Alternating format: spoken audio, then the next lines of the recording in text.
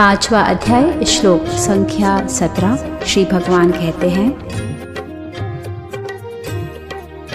तन्निष्ठ तत्पर जोसी में बुद्धि मन धरते वही, विज्ञान से निष्पाप होकर जन्म फिर लेते नहीं।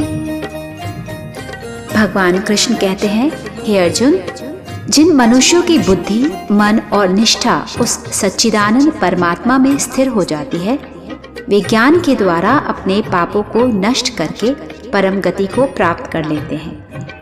ज्ञान योग का साधक इस अवस्था तक पहुंचने के लिए कुछ महत्वपूर्ण चरणों से गुजरता है। पहला चरण है मन की धारणा। साधक बार बार अपने मन को यह समझाता है कि यह संपूर्ण जगत माया से उत्पन्न है और स्वप्न की भांति अस्थायी है। जो कुछ भी हमें दिखाई दे रहा है वह स्थायी सत्य नहीं है। वास्तविक सत्य केवल परमात्मा है। शुरुआत में पुराने संस्कारों के कारण मन में कई बाधाएं आती हैं, लेकिन बार बार विचार करने से यह धारणा दृढ़ होती जाती है कि जो कुछ हो रहा है वह माया का विकार है और स्वप्न की तरह मिथ्या है। जब यह भाव स्थिर हो जाता है तब साधक की दृष्टि में न कोई विशेष अनुकूल रहता है और न प्रतिकूल, और वह भीतर ही भीतर अनंत आनंद का अनुभव करने लगता है।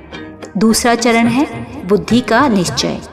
जब मन शांत होने लगता है तब बुद्धि दृढ़ निश्चय कर लेती है कि सच्चिदानंद परमात्मा ही एकमात्र सत्य है।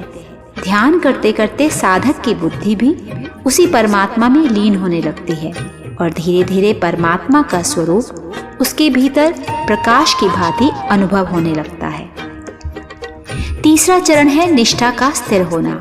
जब तक मन और बुद्धि पूर्ण रूप से एक नहीं होते तब तक साधक को यह अनुभव होता है कि मैं ध्यान कर रहा हूँ। ध्यान की क्रिया अलग है और जिसका ध्यान किया जा रहा है वह ब्रह्म है।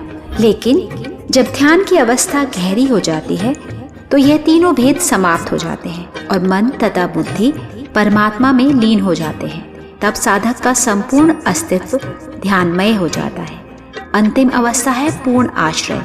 जब आत्मा और परमात्मा में अभिन्नता का अनुभव हो जाता है तब साधक को अपने मन, बुद्धि, प्राण और इंद्रियों की सभी क्रियाएं भी केवल परमात्मा की लीला दिखाई देती है।